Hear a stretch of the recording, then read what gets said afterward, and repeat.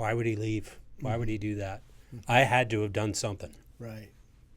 Yeah, the voice of shame, the presence of shame, the smell, the taste, the sounds of shame. I mean, these emotions and even one that's as accusatory as shame, yeah, it feels like something, even to an 8 or 9-year-old.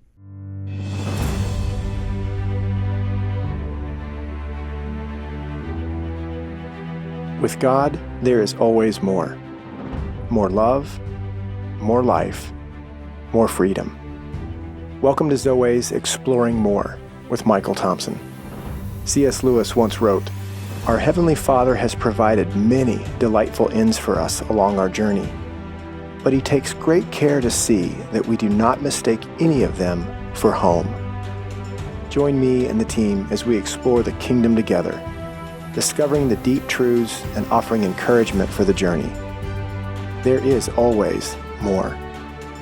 Welcome, friends and allies, to the Exploring More podcast. Michael Thompson, S.J. Jennings, exploring the kingdom, and particularly in this in the middle of this series that Wild at Heart has produced, John Eldridge and friends, this new Wild at Heart series. It's available on Netflix. No, YouTube. It's on YouTube, and you can catch up. We're going to step into the story featuring Leo, which I think is third in their series. There's there's a prologue, there's some trailers out there, and I think it's so helpful to see in what would be, if you watch the full episode, 50 minutes, typically 45, 50, 52 minutes. They move through a man's life, and some of these, what we would call the mile markers of Wild at Heart, or the mile markers of restoration, and knowing your story and being able to tell your story, and all the ingredients and elements that are required for the good story that you are.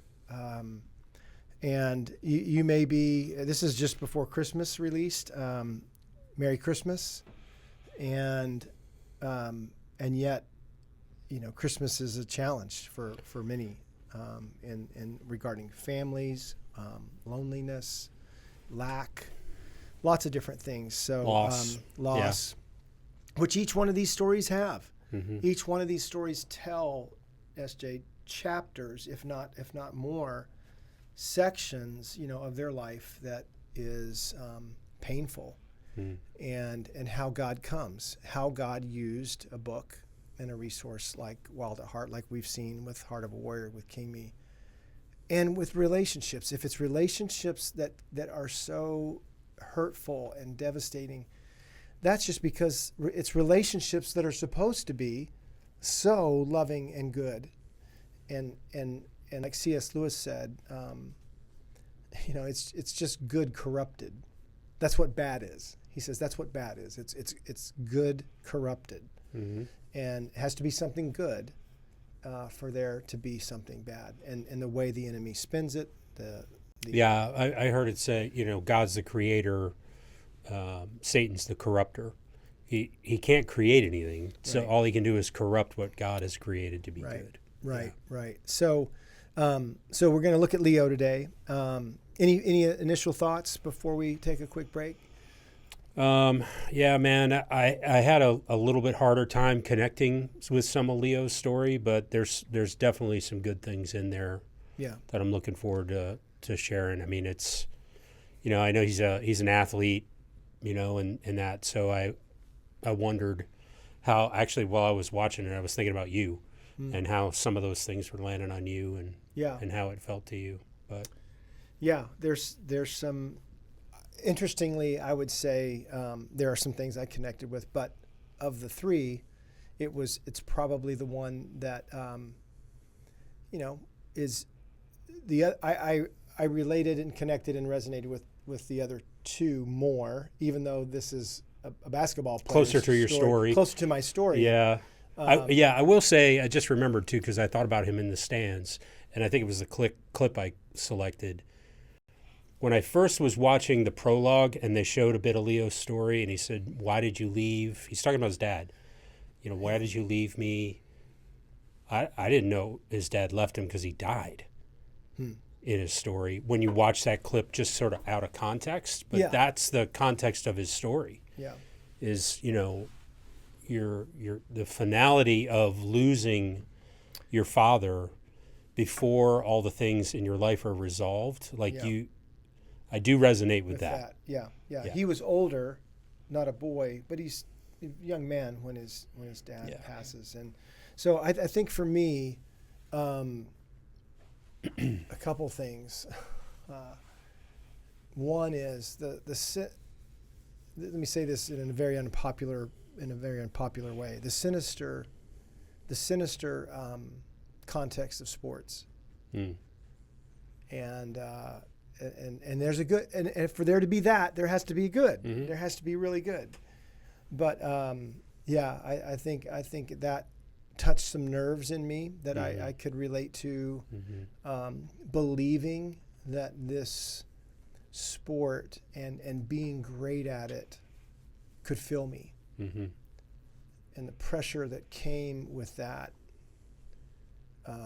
it was kind of like the frog in the boiling water. I mean, it just slowly cooked, and I feel like that's a part of the story too, where far more athletes have tragic stories, no doubt, than grand stories. And I think that even the GOATs, very few of them live with a level of contentment in a sport that requires you to ever push onward. Yeah. And it's never enough, and if you ever achieve the perfect statistical line, man, the crappy thing about that is now you got to do it again.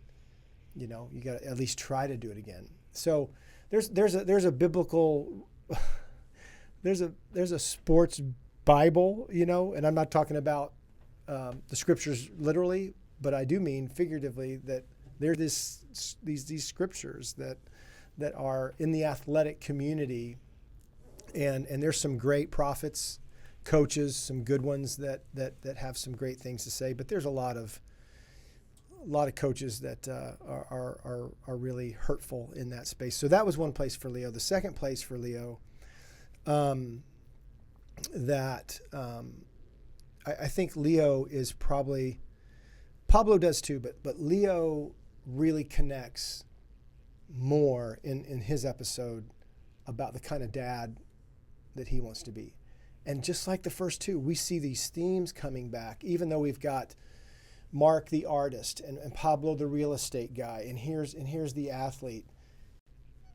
They're just interchangeable in terms of father wounds, mother wounds, lostness, and I'm on my own.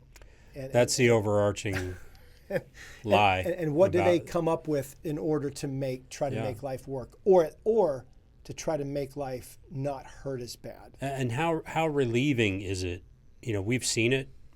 As we've been in circles, as we've been in our encounter weekends, if we've gone to other events, and even I think that's why John creates this series.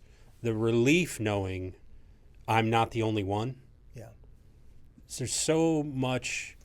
It's like a salve on a burn. The relief that comes. At least knowing, the beginning of the wait a relief minute. For healing. Yeah, I mean, just wait a minute. Yeah. Because you're convinced that you're the only one.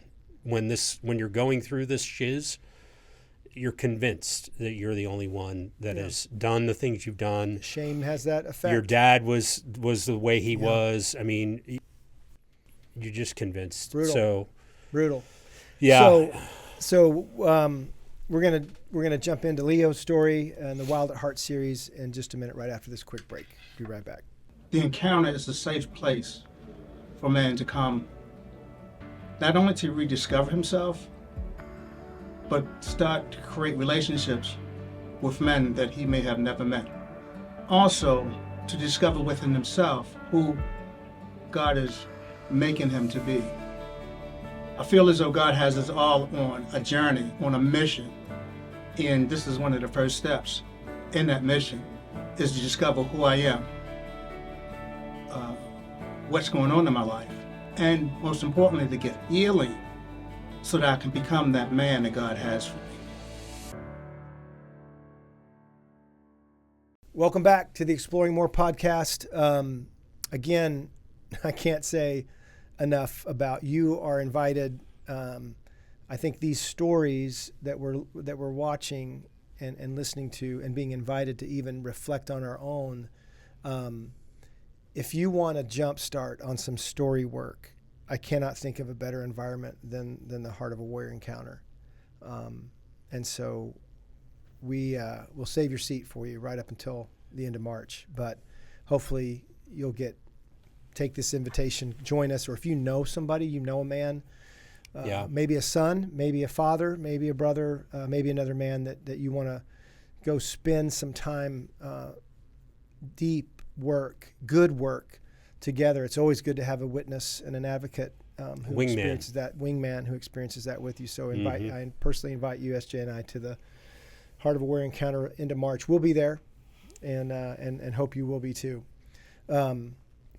So jumping back into Leo here, we're gonna watch some clips. How far is our first clip? Do you remember,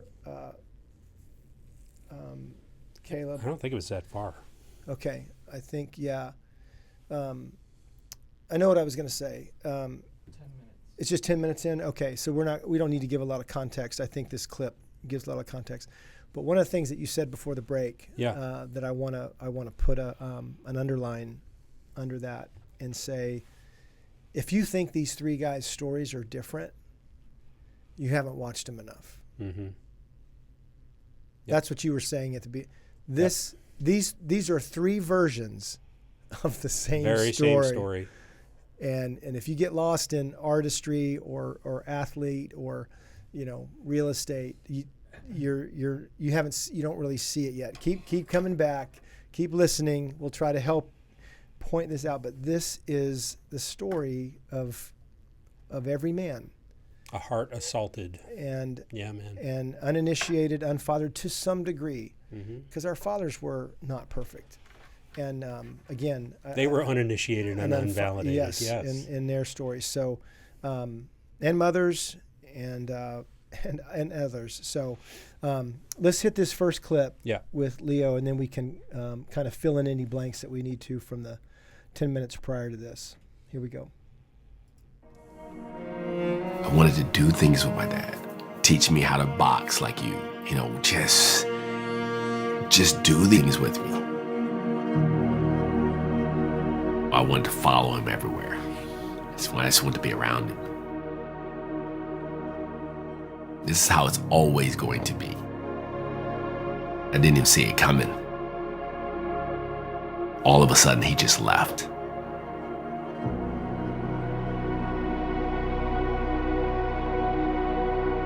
How do you go from having everything to almost like riches to rags? He just left.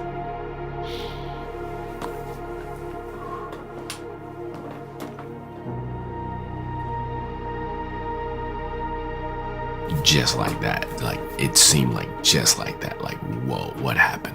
Where are you? My dad's a warrior. Like, my dad goes to battle. My dad goes to fight. But he didn't fight for me. I know I blame myself. I don't know why I did, but I did. And like, I had to have done something. Like, why would he leave? Like, why would he leave me?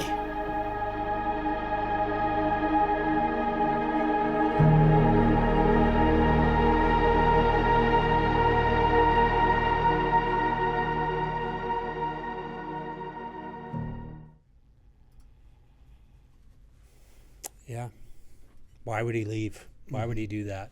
I had to have done something. Right.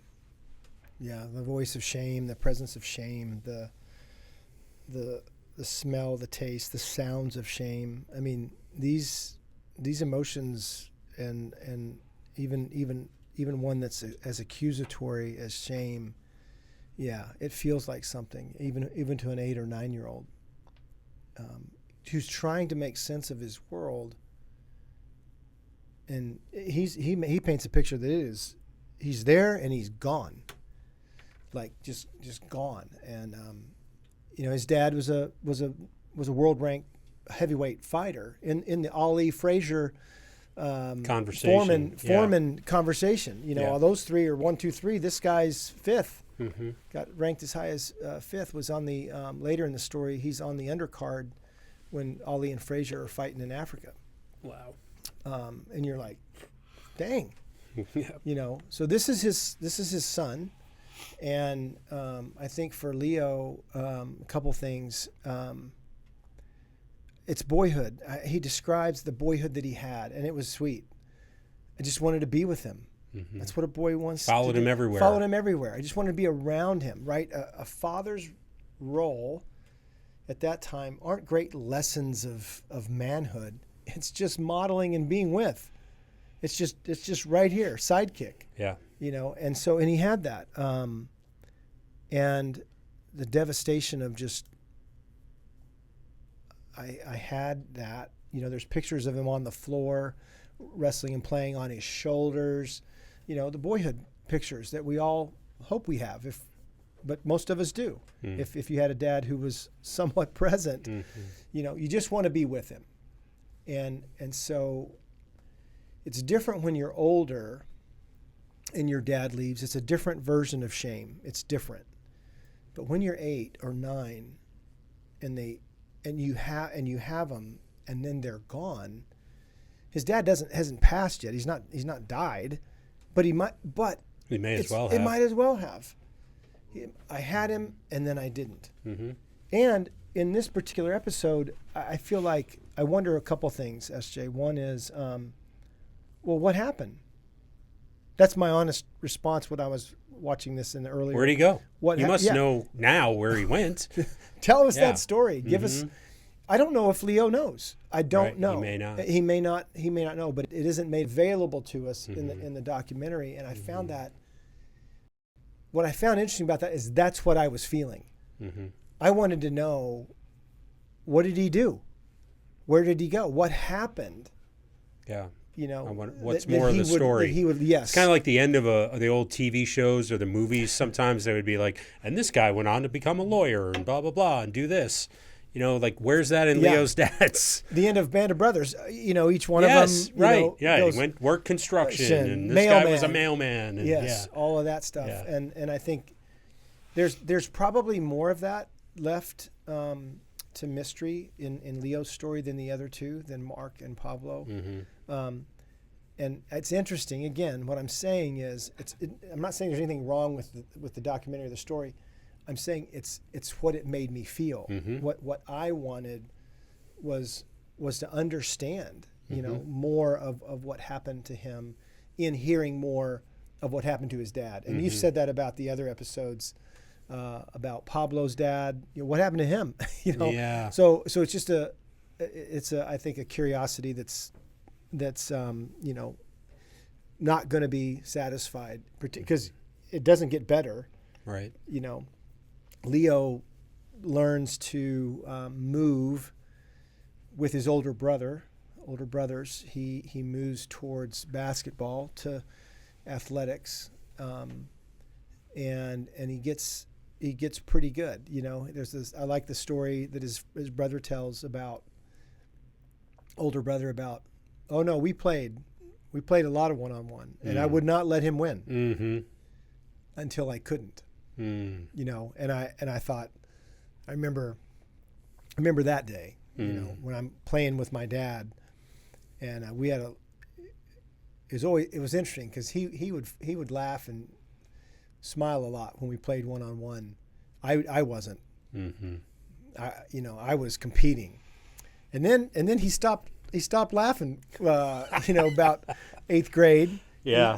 My dad was a college basketball player, so he stopped laughing, and I got bigger, not a lot bigger in 8th grade, but he couldn't keep up with me, and I started hitting outside shots. So, the laughter left, and he had to buckle down, and that's when I knew it was getting close. And then sure enough, so there was a rite of passage, I think, for Leo. Sure. When he did that, and it's interesting. With his brother, his brother let him tag along. His brother let him be with. His brother made him present. Fascinating to still the boy. That's the longing, Sure. of the boy to be with. Yeah. To And the hardship of the older brother who's the man of the house now. Right. Yeah, I think Leo had 2 brothers and a sister, and so it wasn't just Leo. His dad left. It was all of them, and the mother doesn't talk a ton about that. Just said, he quit fighting, and disappointment overtook him. I think that's some of the narrative that she shares about her former husband, and yeah, all of a sudden he just left, right? So it's now this boy, 8, 9, 10, is got to figure out, how do I navigate this? And yeah, let's hit the next clip and see kind of where he goes and how this void. Listen for the vows. Yeah.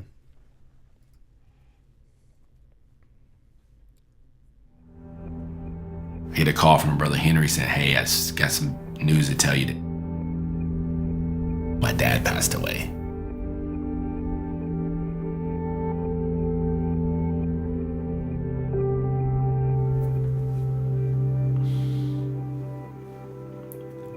At that moment, man, I hit like rock bottom.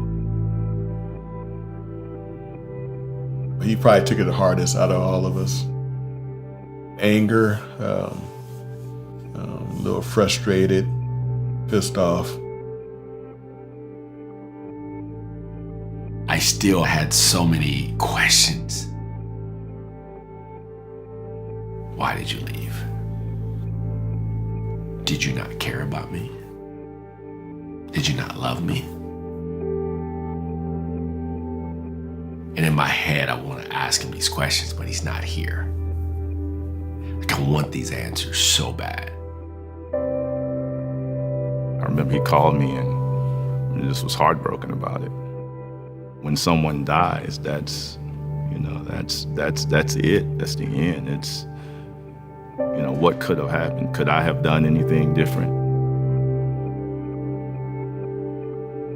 Father wounds can be that really clear and overt, like abandonment or abuse, but there also can be more subtle words that weren't spoken, or him not paying attention or not delighting in you, and sometimes those can be just as damaging as the more overt. There's overwhelming amounts of research about the psychological impact of a father's absence in a child's life.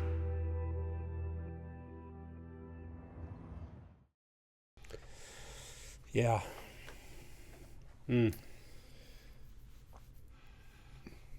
I felt like it was important, so I chose that clip. I felt like it was important to bring in, again, that idea that there are overt father wounds that we endure, and then there's some that are a little more subtle.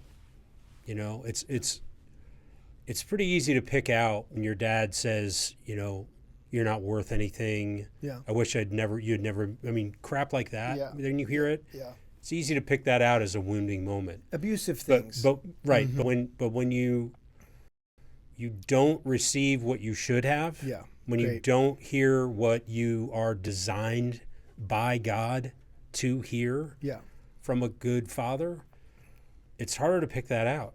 Yeah. And the absence in Leo's life generated all those things. But he's stuck in that moment of, even his older brother said it for him. What did I do? What could I have done differently? Yeah, just tell me. That's his friend. Yeah, yes. Tell me. Yes, that's his friend, right? That's his good friend. Tell me. I would do it. Yeah. And he's stuck, like he said, when he's sitting in the part where he's sitting in the stands. I have so many questions. Yeah. That I wanted to ask him, and now he's gone. Yeah. The beautiful. I'm talking to a couple of our filmmakers, storytellers, in the room with us who produce podcasts with us, Andy and Caleb. The beauty of, he's in those stands. He's sitting in those stands that his dad never did. Yep. It's dark. It's It's like shadowy. the game's over. I mean, yeah, it's very poetic and very well orchestrated, and I think you're 100% on the mark that you need along your masculine journey. You need answers to questions, and you need a dad that's mindful of the questions and the opportunities that come up in 6th grade, in 8th grade, in 4th grade, in 11th grade. You need, so back to the subtlety, to your point about father wounds. If a father's job is to initiate and validate his son along the masculine journey, stop right there. Bam. That's it. That's it. That's it. Loving, strong, kind, but that's the job. Yep. There's not a man, I've never met one that doesn't have father wounds. Because, SJ, that's the job. Yeah. And because so many of them weren't. Right. And I'm not talking about, the abusive guys. That's a different category. But to your point about the subtlety, if the job is initiating and validating your sons and daughters on their journeys and being intentional about that, if you can look me in the eye as a dad and say, damn it, that's what I've been doing every day since they hit the planet. Mm-hmm. Then I wouldn't say it's a guarantee, but I would say, let me see that kid at 20. Because the world and the enemy is still going to come. Yep. But the foundation is different when they mostly just want to be with you and be next to you, like Leo does his dad. Yeah. But once you get out of that stage and into the next stage of explorer, it's dangerous out there. And other people, other human beings, and other creatures in the spiritual realm have access to your heart. That's when you need a father who is good and protective and is alert to why is Scotty not, something's not right. You'd have to be a very attuned dad to know that your kid is not acting out or acting up. He's just disappearing. He's just, something's wrong. Yeah. Yeah. That's so interesting because you know my story. And so you use my name. to just, you just brought memories to back, not be flooding seen, back. To not be seen and to not be asked the questions that even in the asking, you're as a father going to get to be the ones who give the answers. You're asking your son and daughter the questions. It's so that you can answer their questions. And so that's why I think this one, it's different than the others, but it's very, very valuable in that regard. No question. No question. And yeah, the thing I'm thinking about too, Michael, is as you're talking about, boyhood, 2nd grade, 4th grade, 6th grade, how you can validate them, initiate them. I didn't come into this message until my kid was 17 years old, 16 years old. I wasn't far ahead of you. Yeah. Yeah. So then what I say to everyone that's listening that says, well, it's too late. Like I missed those years. And man, I've grieved that in my own story. I've grieved that, and I've grieved it with my son. Thankfully, he's done enough of his own work, and so gotten good. enough of his heart back to recognize that there's an opportunity while we're still both here for there to be some reclamation That's a good and word. restoration of opportunities missed. And so, unfortunately in Leo's case, he can't do that. Yeah. His dad's gone. My dad's gone now too. Died when I was 23. But with my own son, we have spent a lot of years recapturing those things. And, Stephen bringing up specific moments when he was a child that I just blew it. Missed it. Missed it completely. Yeah. Well, and that's I had the ball. Yeah. I saw amazing. the bucket. It's right there. And I threw it into the stands or whatever I did, hit him in the back of the head with it or something. So the opportunity to reclaim and restore those moments lost exists. Yeah. What it requires is the same thing that it requires of a man, as of a father, when a child is small. Yeah. He has to say, you know what, I'm the dad. Yeah. I'm the father. I have to listen to my son, and as the leader of my household and my family, I'm going to take the hit. Because that's what dads do. I'm going to take the hit. I'm going to let him express himself. I'm not going to get defensive. Yeah. I'm not going to say, but you don't know what I was going through at the time. You got to let them share and get that off their chest and take it. Yeah. As a dad.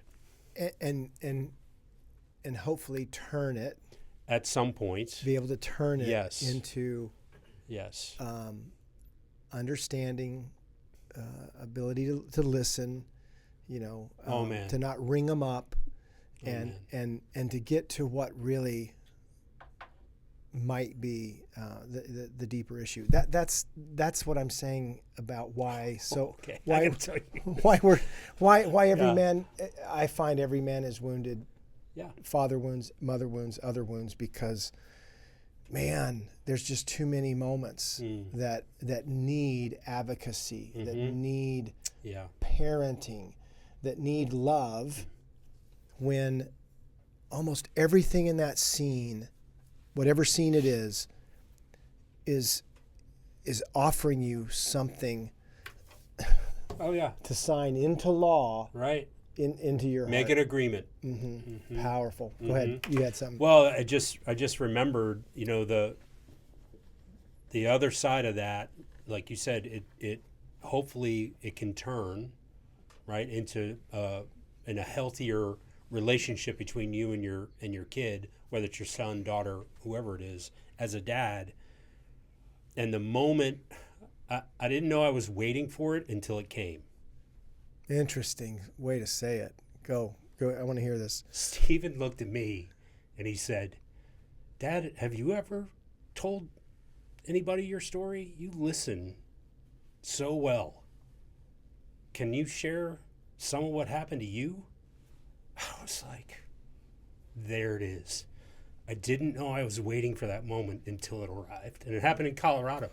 Yeah. And several years ago, but not that many, but just it was a few. It was a few years ago. 21 probably. Yeah. But just that moment of didn't know. As a dad, my heart was waiting for that. I knew I had to, in order to recover our relationship, I knew I had to own up and be his father, in owning the ways that I had hurt him and missed his heart. And then that moment comes, man. That when a son, he came after me. And it was glorious. When a son asks his father that question, the role of father and son is still there. It is still there. But what gloriously is encasing it is man to man.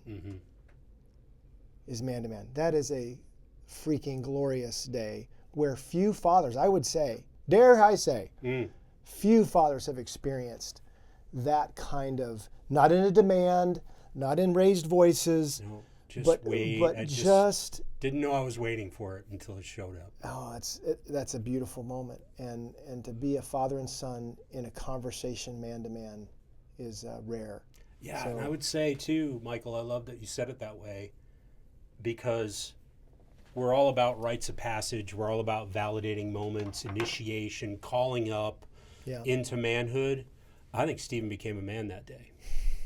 So good. And I had tried to initiate. I had done some initiation things. And we have done things with you. Oh. 100%. Beautiful. Man. Well, I also think about, man to man. I'd love for my dad to ask me, 18, that's the last that you really see of them. Yeah. What happened from 18 to 60? All right. What have you been up to? Yeah. I'm like, Dad, what are we drinking? I mean, how long, how much time do you have? Right. So even for a father to initiate in an older son or daughter is like, it's just the power of story and the sacred reality of of story and story work and being known. It's just really powerful. So love that you took us there in that. Let's go back to Leo. Is this the part? Did we hold the part, Caleb, where again Leo, like the others, starts to see that he's become like his dad? Is this part of this story about his son? Starts with the when I went back to that painful moment, and then Okay. so I think that part's right before this. Okay, so let me then say in context, in this story that we're not going to see, Leo gets a girl pregnant in college, finds out, she lets him know, makes the call, I'm pregnant, and he leaves. Just disappears. He doesn't enter in, he disappears. Wow.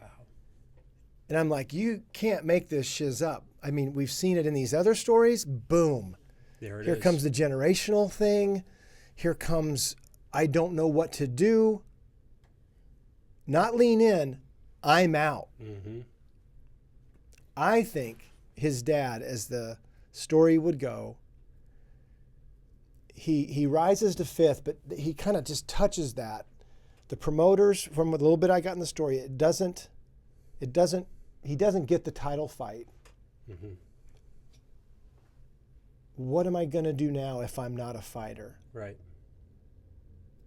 The shame. And I'm out. Yeah. Now, I'm sure there's more to his story. I don't know. But I'm saying from the There headline usually is, standpoint. But from the headline standpoint. So Leo takes off.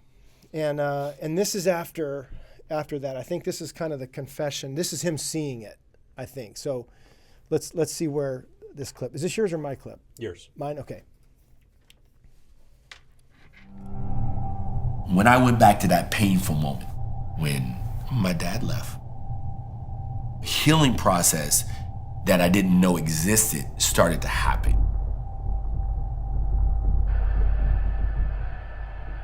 The most powerful part about exploring a man's heart is recognizing that there are these younger parts that do get impacted by these father wounds and that the healing is possible.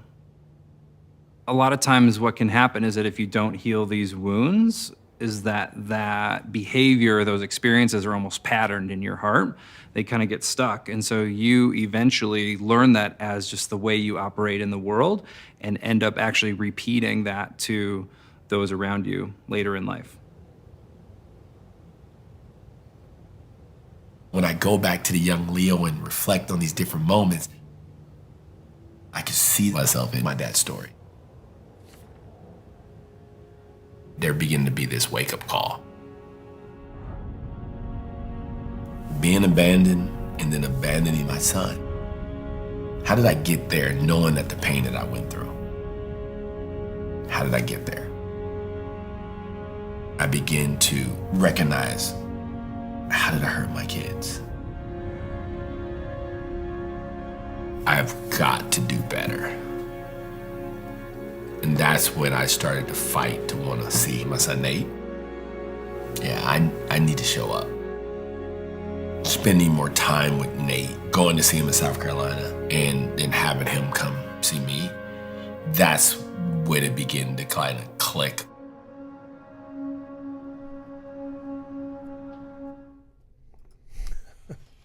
I'm sure there's a ton to say, but no, I just saw the picture of them side by side, and I was like, can't. It's like when I stand next to Steven, everybody's like, yeah, you could. That's your kid. Deny him. That's your kid. Yeah. Yeah. Yeah. When he saw himself in light of his dad's story, and that he was abandoned, and that light comes on, like, holy crap, I've abandoned my son. I did. That was pain I went through. Yeah. Yeah.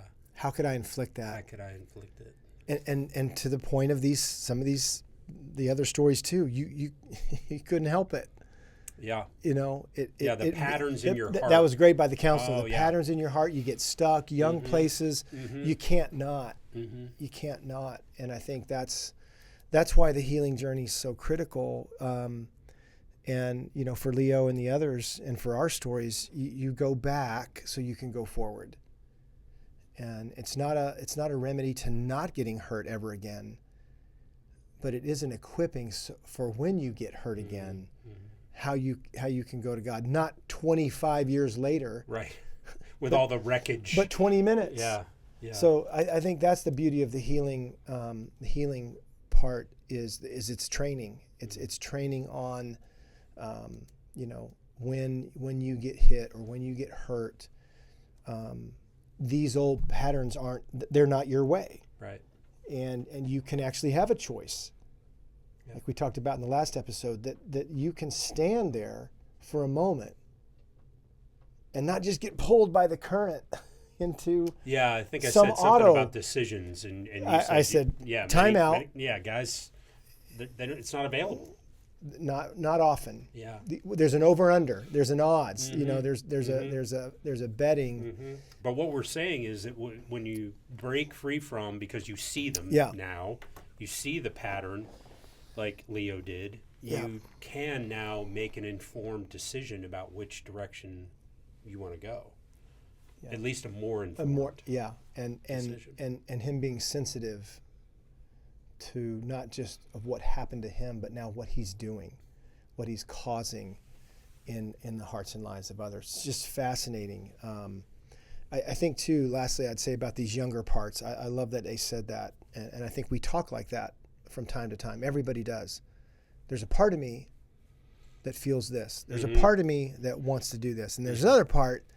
That's beautiful language, actually, for what this counselor and what is a reality in our stories. And the other thing I thought about, SJ, and that fits into this spot is you're familiar with an algorithm. Mm-hmm. I mean, in the web, in the computer. Sure.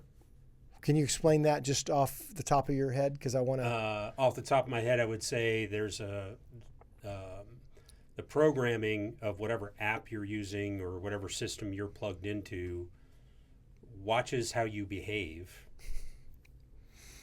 and feeds you information, whether that be humorous reels or reels. My reel algorithm is filled with dogs and muscle cars. Right. So it feeds you more of what you thinks you might be interested in or what you want to see. Of the billions of things out there, these are the things you're interested in.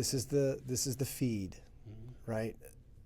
That is a great illustration for the younger parts and what you're being fed based on what you've clicked, what you've believed, how you've perceived, how you're arranging, and it just keeps coming unless you break those patterns. Unless you kind of clear some of those places. I'm not interested in that anymore. Yeah. All of that. So I think this parts work is another term for going back and what is the effect of that moment, my dad leaving? What's the effect of that on my heart, on relationships, on treating women, on my identity, all those kind of things. So. And I think there has to be, we need to wrap up, but I do think there needs to be that moment of awakening. Yeah. Whether it's a slap across the face or you fall off a cliff or you hit the rock bottom or whatever it is. Yeah. That moment of sobriety where you go, wait a second. Right. I'm doing the very same thing my dad did to me. He couldn't put that together. I'm alone in an apartment like Pablo was. I mean, how did I get here? Be that, what am I doing? What the heck is happening? Moment. And then move differently. There has to be. You can't put the new stuff in the old way. It's just not gonna fit. Right. New wine and old wine. You have got to move differently. That's right. And so Leo intentionally moves at Nate. I go to he books flights, whatever. He's not trying to make Nate come to him, and he goes. He doesn't play passivity. He goes intentionality in that space.